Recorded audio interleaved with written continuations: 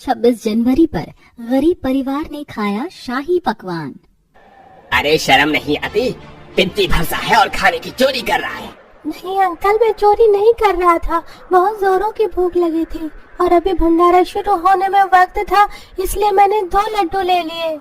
अच्छे से जानता हूँ तुम जैसे लोगों को। माँ बाप कहाँ है तुम्हारे? अभी तुम लोगों को जेल भिजवाता हूँ। उस आदमी की बात सुनकर उस बच्चों के माता पिता आते हैं।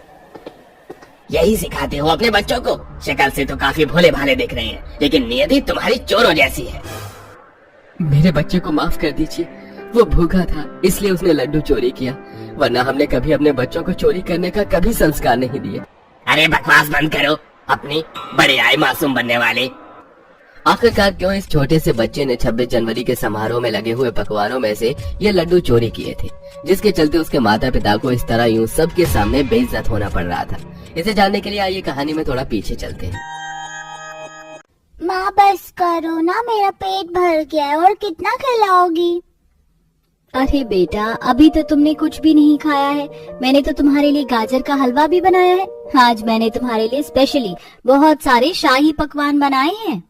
शोभा अपनी बेटी आंचल को अपने हाथों से खाना खिला रही थी कि तभी शोभा के घर में काम करने वाली नौकरानी अपर्णा डाइनिंग टेबल पर लगे इतने सारे शाही पकवानों को देखने लगती है। ये गरीबी कितना एहसास दिलाती है ना कि पैसे जीवन में कितने महत्वपूर्ण हैं। यहाँ ये लोग शाही पकवान खा रहे हैं और मेरे घर में ठीक से 2 वक्त का खाना भी नहीं बनता। काश मैं भी अपने बच्चों को ऐसा शाही पकवान खिला सकती। अरे ओ नौकरानी, क्या घूर घूर के देख रही है खाने को? अब क्या नजर ही लगा कर मानेगी क्या? जा यहाँ से और किचन साफ कर। अपने मालकिन शोभा के चिल्लाने पर बेचारी अपर्णा किचन में सफाई करने चली जाती है। वहीं शोभा बचा हुआ खाना ले जाकर सीधा कूड़ेदान में फेंक देती है। अपर्णा उस खाने को कूड़ेदान से निकालने के लिए जैसे ही बाहर आती है तो देखती है कि 2 गायों ने उस कूड़ेदान में मुंह डाल रखा है और वो सारे खाने को खा रहे हैं, जिसे देख कैसी किस्मत है हमारी, कूड़े में फेंका हुआ खाना भी खाना हमारी किस्मत में नहीं लिखा था। अपर्णा अपने आंसू साफ करती है और सारा काम खत्म करके घर आ जाती है। वहीं थोड़ी देर में अपर्णा का पति रमन भी घर आता है। आज रमन अपने साथ एक समोसा लेकर आता है। आज फैक्ट्री मालिक ने सभी मजदूरों को एक एक समोसा बंटवाया था। मैंने खाया नहीं और मैं यहाँ ले आया, सोचा आप सबके साथ मिलकर खाऊंगा। इस एक समोसे में क्या ही किसी का पेट भरेगा रमन, तू इसे वहीं खा लेता, कम से कम तेरा पेट तो भर जाता। ऐसे कैसे खा लेता? बाहर कुछ भी मिलता है तो सबसे पहले आपका, अपर्णा और बच्चों की सूरत मेरे सामने आती है। रमन सभी को उस एक समोसे में से तोड़ तोड़ कर थोड़ा थोड़ा समोसा का हिस्सा दे देता है और पूरा परिवार उसे ही खाकर सो जाता है। गरीबी के चलते इस पूरे परिवार को हर 2 से 3 दिन में बस एक बार ही खाना नसीब होता था, वो भी ऐसा खाना जिससे उनका आधा पेट तक नहीं भरता था। ये क्या, आज भी माँ ने एक रोटी दी है? ये लो, आधी रोटी तुम खा लो, आधी रोटी मैं खा लूंगी। पहले माँ कम से कम टिफिन में अचार और चटनी तो रख देती थी, लेकिन आज तो ये भी नहीं है। इस आधी सूखी रोटी में क्या ही पेट भरेगा हमारा। दोनों बहन भाई उस एक रोटी को तोड़कर आपस में बैठकर खाने लगते हैं। वहीं क्लास के दूसरे अमीर बच्चे, देखो विजय, आज मेरी मम्मी ने मेरे लिए शाही पनीर और ये दम पुलाव बनाया है। मैं तो मोतीचूर का लड्डू और साथ में ये बिरयानी लेकर आया हूँ। सभी बच्चों को इतना अच्छा अच्छा खाना खाता देख कार्तिक और चिंकी के मुंह में पानी आता है, लेकिन बेचारे बच्चे किसी से खाना नहीं मांगते और पेट भरकर पानी पी लेते हैं।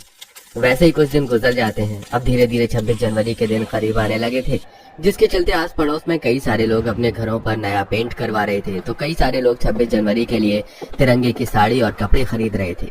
अरे ये क्या पढ़ना बहन, इस साल भी तुमने 26 जनवरी पर अपने घर में कुछ नहीं करवाया? जरा मेरा घर देखा, मैंने तो बिल्कुल तिरंगे के रंग का पेंट करवाया है और इस बार तो मैंने बनारस सिल्क की तिरंगे जैसी साड़ी भी ऑर्डर पर बनवाई है और हम तो इस बार काफी बड़ी पार्टी भी कर रहे हैं 26 जनवरी पर। आखिरकार ये हम भारतवासियों के लिए इतना खास दिन जो है, लेकिन तुम्हें इसके बारे में क्या ही पता होगा। तुम्हारे घर में एक वक्त का खाना बन जाता है, वही बड़ी बात है।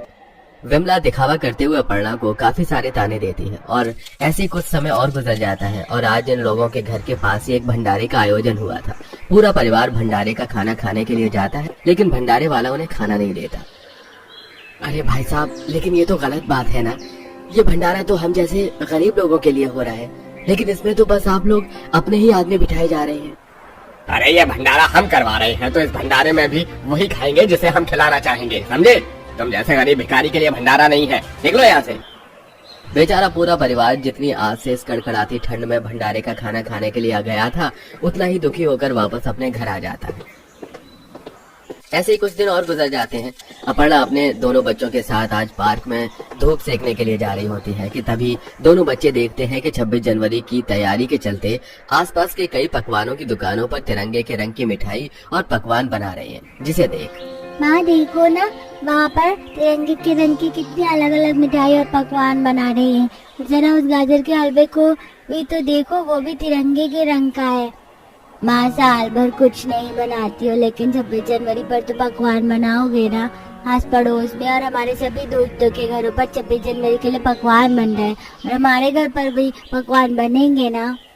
अभी दोनों बच्चों की तरफ देखकर अपर्णा की आंखों में आंसू आ जाते हैं। और ऐसे ही और कुछ दिन गुजर जाते हैं। जनवरी का दिन होता है जहां सभी के घर 26 जनवरी के घर सजे हुए थे। सभी के घरों में 26 जनवरी के लिए तरह तरह के पकवान बन रहे थे। वहीं इस गरीब परिवार के घर पर मायूसी छाई हुई थी। माँ 26 जनवरी है, सब लोग बाहर घूम रहे हैं, हमें भी बाहर ले चलो ना, हम घर में बैठे बैठे बहुत बोर हो रहे हैं।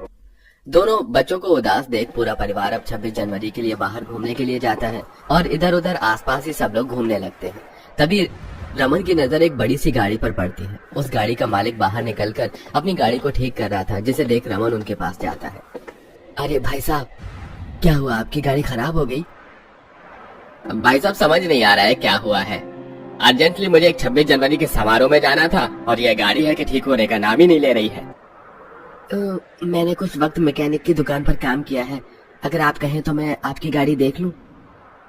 रमन उस आदमी की गाड़ी को देखता है और कुछ देर में उसकी गाड़ी को ठीक कर देता है। आपका बहुत बहुत शुक्रिया। इतना कहकर वो आदमी अपनी गाड़ी लेकर वहां से चला जाता है, जिसके बाद वो पूरा परिवार घूमते घूमते एक 26 जनवरी के समारोह में पहुंचता है, जहां पर ढेर सारे 26 जनवरी के पकवान लगे हुए थे। वो पकवान खुले नहीं थे, लेकिन उन पकवानों को देख कार्तिक के मुंह में पानी आ रहा था और वो चुपके से 2 लड्डू चुरा लेता है। तभी कार्तिक को लड्डू को चोरी करते हुए एक आदमी देख लेता है, जिसके चलते वो कार्तिक और उसके पूरे परिवार को काफी बेइज्जत करता है। अरे शक्ल से तो इतने मासूम लग रहे हो, लेकिन जरा इनकी नियति तो देखो, चोर कहीं के। इतना कहकर वो आदमी कार्तिक को जोर से धक्का दे देता है। कार्तिक गिरने ही वाला होता है कि तभी जिस आदमी की रमन ने मदद की थी, वो आदमी आकर कार्तिक को गिरने से बचा लेता है।